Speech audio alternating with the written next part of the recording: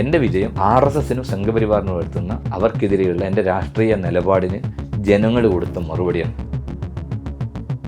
ഞങ്ങൾ വെല്ലുവിളിക്കുന്നു, പിണറായി വിജയൻ കണ്ണൂർ മത്സരിക്കട്ടെ, തോപ്പിച്ച് ഞങ്ങൾ വീട്ടിൽ തർക്കമില്ല. RSS ആണ് കേരളത്തിലെ ആഭ്യന്തര വകുപ്പ് എന്ന് പറഞ്ഞത് അനിരാജ്യമാണ്. കണ്ണൂർ കോർപ്പറേഷനകത്ത് ഞാൻ ഏറ്റവും ഭയപ്പെടുന്നത് BJPയുടെ വളർച്ചയാണ്. BJP എങ്ങനെ ജയിച്ചു എന്ന് വളരെ ആത്മപരിശോധന പാർട്ടി നടത്തേണ്ട ഒരു ഘട്ടമാണ്. കാരണം BJPയുടെ വളർച്ച ഒരു കാരണവശാലും അംഗീകരിക്കാൻ പറ്റാത്തൊരു കാര്യമാണ്.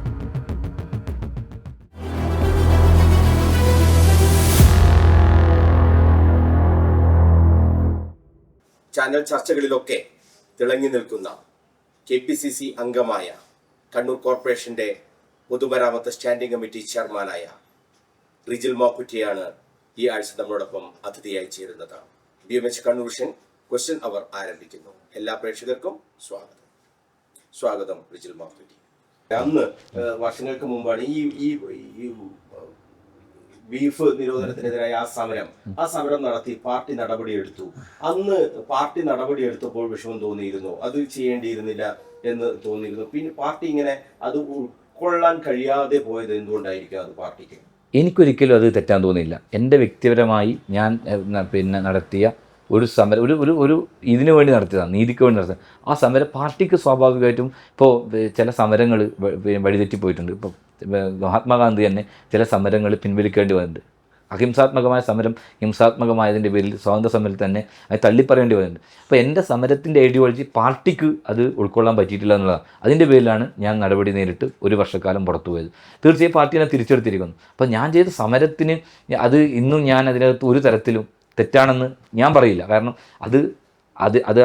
അതെന്തിനു വേണ്ടിയെന്ന് ആ സമയത്ത് ശരിയായിരുന്നു. ആ സമയത്ത് കശാപ്പ് നിയമം നടപ്പാക്കി ഈ രാജ്യത്ത് ഇഷ്ടം പോലെ സംഘപരിവാറുകാർക്ക് ആളുകളെ കൊല്ലാനുള്ള ഒരു അവസരമാണ് മോദി ഗവൺമെൻറ് കൊടുക്കാം. അതിനെതിരെ പോരാട്ടം നടത്തിയത്. അപ്പോൾ അത് ശരിയാണെന്ന് ബോധ്യപ്പെട്ടത് കൊണ്ടാണല്ലോ ഇന്ന് ഈ ഒരു 3000-ഓളം വരുന്ന 3500-ഓളം വരുന്ന ഒരു ഡിവിഷനിലെ യഥാർത്ഥ മതേതര വിശ്വാസികൾക്ക് അത് ബോധ്യപ്പെട്ടത് കൊണ്ടാണല്ലോ എനിക്ക് ഈ വിജയം നേടിയത്. അത് മാത്രമല്ല, ഇപ്പോൾ അതിൻ്റെ ഏറ്റവും വലിയ ഒന്നാം ഭാഗം ഈ പറയുന്ന ഭൂരിപക്ഷ മേഖലയിൽ നിൽക്കുന്ന ആളുകളാണ്. ഇടതുപക്ഷത്തിനാണ് അവിടെ ലീഡ്. അവിടെ എനിക്ക് 150 വോട്ട് ലീഡാണ്. അപ്പോൾ ഈ പറയുന്ന എല്ലാ ആളുകളും എനിക്ക് അനുകൂലമായി വോട്ട് ചെയ്തു എന്നുള്ളതാണ് ഈ എൻ്റെ വിജയം. അതുകൊണ്ട് എന്നെക്കുറിച്ച് സംഘപരിവാർ പറയുന്ന എല്ലാ ആരോപണത്തിനും പശുവട്ടിയെന്നും ഹിന്ദുവിരുദ്ധനെന്നും സുഡാപ്പിമാക്കുറ്റിയെന്നും അതോടൊപ്പം തന്നെ പശുവിനെ കൊന്നവെന്നൊക്കെ പറയുന്ന സംഘപരിവാറിൻ്റെ ആരോപണത്തിന് ആ നാട്ടിലെ ജനങ്ങൾ തന്നെ പ്രത്യേകം മറുപടി കൊടുത്തു. ഒരക്ഷരം അതിന് ശേഷം BJP പ്രതികരിച്ചിട്ടില്ലല്ലോ, എൻ്റെ വിജയത്തിന് പ്രതികരിച്ചിട്ടില്ല. എന്തുകൊണ്ട് നിങ്ങൾ BJPക്ക് എന്തുകൊണ്ട് ആര് ജയിച്ചാലും റിജിൽ മാക്കുറ്റി ജയിക്കാൻ പാടുള്ളതാണ് അതിനകത്തൊക്കെ വന്നിട്ടുണ്ട്. റിജിൽ മാക്കുറ്റി തോൽക്കണം. അതുകൊണ്ട് നമ്മുടെ വോട്ട് ഇപ്പോൾ VD സതീശനെതിരായി നമ്മുടെ ഇപ്പോൾ വർഗീയവാദിയെ സെൻകുമാർ പറയുന്നുണ്ടല്ലോ, VD സതീശനെ പരാജയപ്പെടുത്താൻ രണ്ടാമത് നിൽക്കുന്നവർക്ക് വോട്ട് കൊടുക്കണമെന്നാണ് സെൻകുമാർ എന്ന് പറയുന്ന ഏറ്റവും വലിയ വർഗീയവാദി, DGP തന്നെ അപമാനമായി നിൽക്കുന്ന ഒരു വർഗീയവാദി പറയുന്നത് നമ്മൾ കേട്ടിട്ടുണ്ട്. അതുപോലെയാണ് റിജിൽ മാക്കുറ്റി പരാജയപ്പെടാൻ അത് ആർക്ക് വേണമെങ്കിലും വോട്ട് ചെയ്ത് അവരെ പരാജയപ്പെടുത്തണം എന്നുള്ളത് സോഷ്യൽ മീഡിയയിലൂടെ വലിയ ക്യാമ്പയിൻ, എനിക്കെതിരായി വലിയ ക്യാമ്പയിൻ നടന്നിരുന്നു. അതൊന്നും ആദ്യഘട്ടത്തിൽ ജയിച്ചിട്ടില്ല. BJPക്കാണ് രാഷ്ട്രീയപരമായി അവർ ഏറ്റവും വലിയ ക്ഷീണം.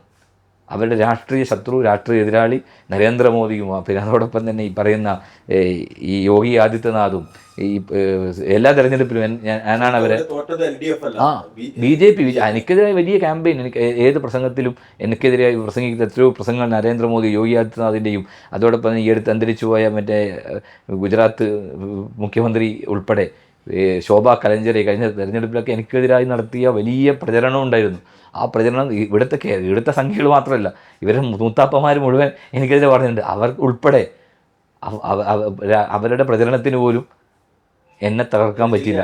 ഉപദേശിച്ചിട്ടുണ്ടോ ഇങ്ങനെ ഈ സംഘപരിവാറിനെതിരെ ഇങ്ങനെ പറഞ്ഞുകൊണ്ട് വരുന്ന അവരുടെ നോട്ടപ്പുള്ളിയാകും, ഇങ്ങനെ ഹിന്ദു വോട്ട് കിട്ടാത്ത ഒരു സാഹചര്യം റിജിലിന് ഉണ്ടാകും, അതുകൊണ്ട് ഇത് അവസാനിപ്പിക്കണം എന്നൊക്കെയുള്ള ഉപദേശങ്ങളൊക്കെ റിജിലിന് നൽകിയിരുന്നു ആരെങ്കിലും പാർട്ടി? അല്ല, എന്നോട് ഞാൻ പറയുന്നത് ഞാൻ RSSനെതിരെയാണ്. ഹിന്ദു എന്ന് പറയുന്നത് ഹിന്ദു വേറെ, RSS വേറെ. നിങ്ങൾ ഹിന്ദുമത വിശ്വാസിയാണ്, ഞാൻ ഞങ്ങൾ RSS അല്ല. RSS ഹിന്ദു എന്ന് പറയുന്ന മതവിശ്വാസത്തെ അംഗീകരിക്കുന്നവരല്ല. യഥാർത്ഥത്തിൽ രാമനെ ശിരസാവഹിച്ച് നടന്ന മഹാത്മാഗാന്ധിയെ ഹേ റാം എന്നാണ് അദ്ദേഹത്തിൻ്റെ വെടിയേറ്റ് അദ്ദേഹം പിന്നെ കൊല്ലപ്പെടുമ്പോൾ അദ്ദേഹം പറഞ്ഞത്, ആ മനുഷ്യരെ കൊന്നതാരാ? RSSകാരനായ ഈ പറയ ഹിന്ദുവാണ്. ആ ഗോഡ്സെയുടെ ഹിന്ദു അല്ലല്ലോ നമ്മൾ ഗാന്ധിയുടെ ഹിന്ദുവാണ്. ഗാന്ധി ഇത് പറഞ്ഞ ഹിന്ദുവാണ്. ആ ഹിന്ദുവായി നമുക്ക് എങ്ങനെ RSSകാരെല്ലാം ഹിന്ദുക്കളൊക്കെ RSSാന്ന് പറയാൻ പറ്റൂ? അങ്ങനെ RSS വേറെ, ഹിന്ദു. അതുകൊണ്ട് എനിക്ക് അശേഷം ഭയം ഉണ്ടായിരുന്നില്ല. ഞാൻ RSSനെതിരെയാണ് പറയുന്നത്. പറയുന്ന ആളുകൾക്ക് പറയൂ, എന്തിനാണ് ഇത്തരം ഒരു തെരഞ്ഞെടുപ്പ് പോരാട്ടത്തിൽ പോകേണ്ടതല്ലേ, എന്തിനാണ് ഇങ്ങനെ അഗ്രസീവ് ആകുന്നത്? ഞാൻ പറയും, അത് നിലപാടാണ്. തെരഞ്ഞെടുപ്പ് രാഷ്ട്രീയം ജയിക്കും പരാജയപ്പെടും. പക്ഷേ നമ്മൾ പറയേണ്ടത് നമ്മൾ തന്നെ പറയണം. നമ്മൾ പറയാതെ ആര് പറയും? അത് തെരഞ്ഞെടുപ്പ് ജയിക്കും തോക്കും എന്ന് വെച്ചിട്ടൊന്നുമല്ലല്ലോ നമ്മൾ നിലപാട് പറയുന്നത്. ഇത് പറയണ്ടേ, ആരെങ്കിലും പറയണ്ടേ? അത് ഞാൻ പറയുന്നു. അത് വരും വരായിക നോക്കിയോ, തെരഞ്ഞെടുപ്പിൽ മത്സരിക്കുകയോ MLA ആവോ MP ആവോ പഞ്ചായത്ത് മുഖം വെച്ചല്ല. ആ നിലപാട് പറഞ്ഞു. ആ നിലപാടിൽ ഒരു അംഗീകാരം എൻ്റെ രാഷ്ട്രീയ ജീവിതത്തിൽ എനിക്ക് കിട്ടിയിട്ടുണ്ട്. അത് നിലപാടിന് കിട്ടിയ അംഗീകാരമാണ്. വീണ്ടും നമ്മൾ നിയമസഭയിലേക്ക് വരുമ്പോൾ, ഇപ്പോൾ തെരഞ്ഞെടുപ്പിന് ഇനി ഏതാണ്ട് 2 മാസത്തെ ഇടവേള മാത്രമാണ് നിയമസഭാ തെരഞ്ഞെടുപ്പിന് ഉള്ളത്. കണ്ണൂർ നിയമസഭാ മണ്ഡലം, അത് നിങ്ങളുടെ ഈ 100 സീറ്റിന്റെ കണക്കിൽ ഏറ്റവും 1-ാം സ്ഥാനത്തുള്ള, തിരിച്ചു പിടിക്കേണ്ട മണ്ഡലങ്ങളുടെ പട്ടികയിൽ 1-ാം സ്ഥാനത്താണ് കണ്ണൂർ. കണ്ണൂർ എങ്ങനെയാണ് UDFന് തിരിച്ചു പിടിക്കാൻ കഴിയുക?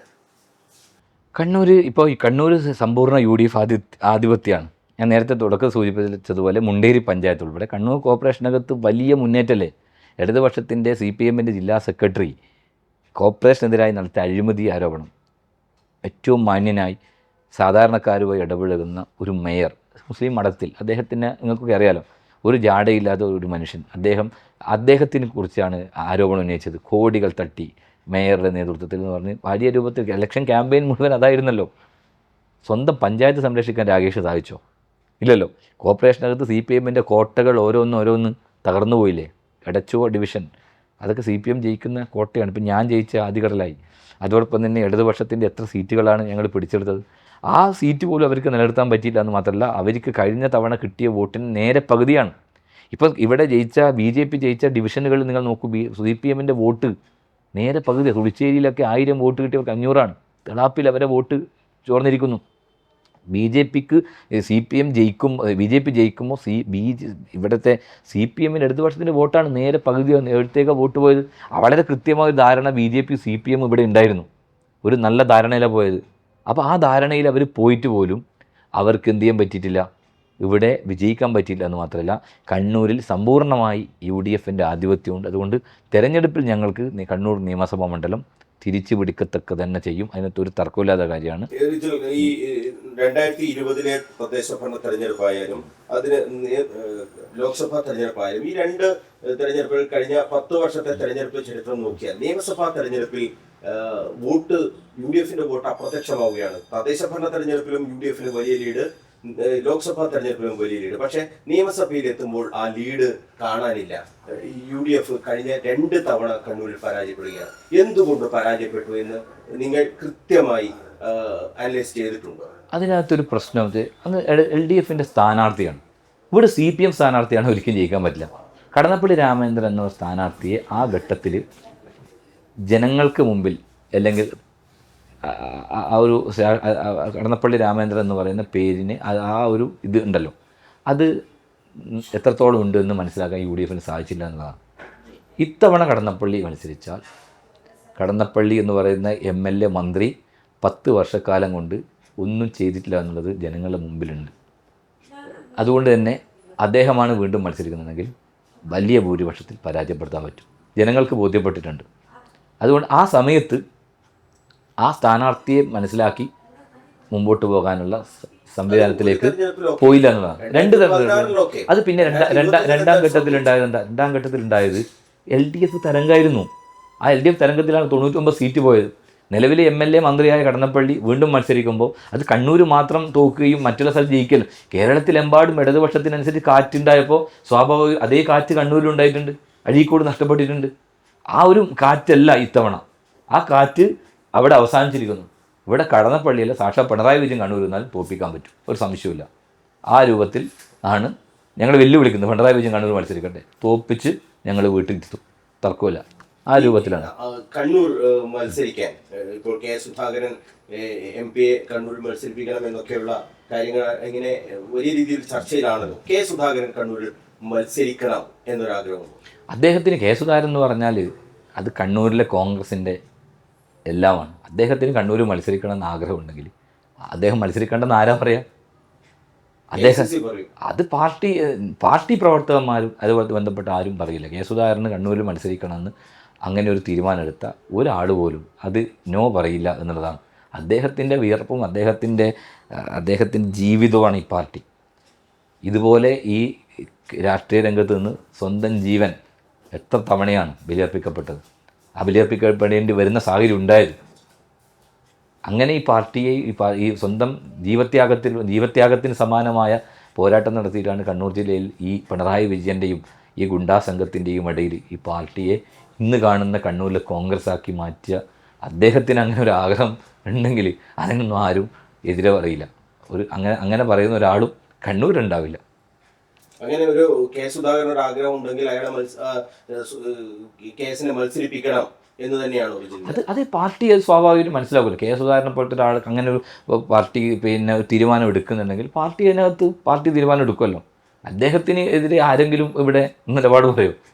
അദ്ദേഹമാണല്ലോ കണ്ണൂരിലെ പാർട്ടി, അദ്ദേഹമാണല്ലോ ഞങ്ങളുടെ എല്ലാം രാഷ്ട്രീയ ഗുരു, എല്ലാം. UDF അധികാരത്തിൽ വരുമ്പോൾ കണ്ണൂരിൽ നിന്ന് കെ സുധാകരൻ ഒരു മന്ത്രിയായി ആ മന്ത്രിസഭയിൽ ഉണ്ടാകണം എന്നൊരാഗ്രഹം കണ്ണൂരിലെ പാർട്ടിക്ക് ഉണ്ടോ? ഇല്ല, കെ സുധാകരനെ പോലെ ഒരാൾ മത്സരിച്ച് കഴിഞ്ഞാൽ സ്വാഭാവികമായിട്ടും അതൊക്കെ അതിനകത്ത് വരുന്ന കാര്യമല്ല. അതിനൊന്നും പിന്നെ ചർച്ചയ്ക്ക് ഇടയില്ലല്ലോ, അതൊന്നും വിഷയമല്ല. അപ്പോൾ കെ സുധാകരൻ മത്സരിക്കണം എന്ന് തീരുമാനമെടുത്ത് മുമ്പോട്ട് പോകുമ്പോൾ സ്വാഭാവികമായി അത് പാർട്ടി ഇത് ഞങ്ങളുടെ വ്യക്തിപര അഭിപ്രായം, പാർട്ടിയാണ് ഇതിൻ്റെ തീരുമാനം എടുക്കുന്നത്. അദ്ദേഹത്തിന് അങ്ങനെ ഒരു തീരുമാനം ഉണ്ടെങ്കിൽ അതിനാരും നോ പറയുമെന്ന് ഞാൻ വിശ്വസിക്കുന്നില്ല. അല്ല, MP-മാർ ആരും മത്സരിക്കേണ്ട എന്നൊരു തീരുമാനം എടുക്കുകയാണെങ്കിൽ കെ സുധാകരന് മാത്രം ഒരു ഇളവ് പ്രതീക്ഷിക്കുന്നുണ്ടോ? അതെല്ലാം ഹൈക്കമാൻഡ് എടുക്കേണ്ട തീരുമാനമാണ്. ഇപ്പം നമ്മളൊന്നും അതിനകത്ത് അഭിപ്രായം വരേണ്ട കാര്യമില്ല. വേറൊരു സാങ്കല്പികമായ കെ സുധാകരൻ കണ്ണൂരിൽ മത്സരിക്കുന്നു, ലോക്സഭയിലേക്ക് ഉപതെരഞ്ഞെടുപ്പ് വരുന്നു. ആ ഉപതെരഞ്ഞെടുപ്പിൽ ജയിക്കാൻ UDF-ന് കഴിയും? തീർച്ചയായും UDF-ന് സാധിക്കും. കാരണം ഇവിടുത്തെ ഒരു രാഷ്ട്രീയ അടിത്തറ LDF-നകത്തു നിന്ന് വലിയ രൂപത്തിലുള്ള വോട്ട് ചോർച്ചയുണ്ടായിരുന്നു. പ്രത്യേകിച്ച് നമ്മൾ മനസ്സിലാക്കേണ്ട ഒരു കാര്യം, കേരളത്തിലെ ഇടതുപക്ഷം എന്ന് പറയുന്നത് അങ്ങനെ പറയാൻ പറ്റുമോ? RSSകാർ പോലും ഇപ്പം ഞാൻ നേരത്തെ പറഞ്ഞ ഈ സെൻകുമാറും ശശികലയും ഉൾപ്പെടെ വരെ ആളുകളാണ് മതം നോക്കി ആ വോട്ടിൻ്റെ കണക്ക് പറഞ്ഞ ആളുകളെ വേർതിരിക്കുന്ന വിഷതുപ്പുന്ന കാര്യങ്ങൾ പറയുന്നത്. അതിനേക്കാളും വലിയ കാളകൂട വിഷമല്ലേ സജി ചെറിയാൻ എന്ന് പറയുന്ന ഒരു മന്ത്രി പറയുന്നത്, AK ബാലൻ പറയുന്നത്. ഇവിടെ കൃത്യമായ രൂപത്തിലുള്ള ഇസ്ലാമോഫോബിയാണ്. ജമാഅത്ത് ഇസ്ലാമി എന്ന് പറയുന്ന സംഘടനയ്ക്ക് എത്ര MLA-മാരുണ്ട് കേരളത്തിൽ, എത്ര MP-മാരുണ്ട്, എത്ര പഞ്ചായത്ത് മെമ്പർമാരുണ്ട്, എത്ര മുനിസിപ്പൽ കോർപ്പറേഷൻ കൗൺസിലർമാരുണ്ട്. ആ ഒരു സംഘടനയെ നിർത്തി ജമാഅത്ത് ഇസ്ലാമി എന്ന പേര് പറഞ്ഞ് മുസ്ലിങ്ങളെ അപരവൽക്കരിക്കാം. RSSൻ്റെ അതേ നിലപാട്. കാരണം ഭൂരിപക്ഷ വോട്ട് ഉറപ്പിക്കുന്നതിന് വേണ്ടി കാണിക്കുന്ന ഏറ്റവും നെറികെട്ട ഒരു രാഷ്ട്രീയമാണ് CPM പയറ്റിക്കൊണ്ടിരിക്കുന്നത്. അത് കേരളത്തെ അപകടപ്പെടുത്തുകയാണ്. താൽക്കാലികമായ വിജയത്തിന് വേണ്ടി ഈ കാണിക്കുന്ന അഭിപ്രായ പഠനങ്ങൾ വരാനിരിക്കുന്ന കേരളത്തിൻ്റെ മതനിരപേക്ഷ കേരളത്തിന് കത്തിവെക്കുന്ന നിലപാടാണ് ഈ സജി ചെറിയാനും AK ബാലനെ പോലെ പിണറായി വിജയൻ്റെ പിന്തുണയോടെ എടുക്കുന്നത്. അതുകൊണ്ട് കേരളത്തിലെ മതന്യൂനപക്ഷങ്ങൾ ഉൾപ്പെടെ ഇവർ RSSൻ്റെ ഏജൻ്റാണെന്ന് കൃത്യമായി ബോധ്യപ്പെട്ടിട്ടുണ്ട്. ഇപ്പോൾ RSS വേണ്ട, സുരേന്ദ്രൻ തന്നെ രാവിലെ പത്രസമ്മേളനം നടത്തുമ്പോൾ ഗോവിന്ദൻ മാഷും ഇതുപോലെ ബാലനൊക്കെ പറഞ്ഞിട്ടുണ്ടാവും. പിന്നെ AKG സെൻറ്ററിൽ വിളിച്ച് ചോദിക്കും, ഞാനെന്ന് പറയേണ്ടത് AKG സെൻറ്ററിൽ ചോദിക്കും. കാരണം ഞങ്ങളുടെ ക്യാപ്സ്യൂളിൽ നിങ്ങൾ പറയുകയാണല്ലോ, പിന്നെ നമ്മളെന്ത് ചെയ്യുന്ന സുരേന്ദ്രനും രാജീവ് ചന്ദ്രശേഖരനൊക്കെ ഇപ്പോൾ ആലോചിക്കുന്നത് ആ രൂപത്തിൽ ഇവർ മനസ്സിലാകുന്നില്ലെന്നേ. പിന്നെ എങ്ങനെയാണ് മതന്യൂനപക്ഷങ്ങൾ ഇവരെ വിശ്വസിക്കുക? എങ്ങനെ വിശ്വസിക്കും? ഈ കേരളത്തിനകത്ത് RSSൻ്റെ നരേന്ദ്രമോദിയും BJP-യൊക്കെ UP-ലും ഗുജറാത്തിലൊക്കെ നടത്തുന്ന ആ രാഷ്ട്രീയമല്ലേ ഇവിടെ പറ്റുന്നത്. നിങ്ങൾ മനസ്സിലാക്കേണ്ടത്, ഗുജറാത്ത് തെരഞ്ഞെടുപ്പിൽ ആദ്യഘട്ടത്തിൽ ഞങ്ങൾ വിജയിക്കുമെന്ന് പറഞ്ഞപ്പോൾ അഹമ്മദ് പട്ടേൽ എന്ന് പറഞ്ഞ് നരേന്ദ്രമോദി നടത്തിയ ഒരു പ്രസംഗം ഉണ്ടായിരുന്നു.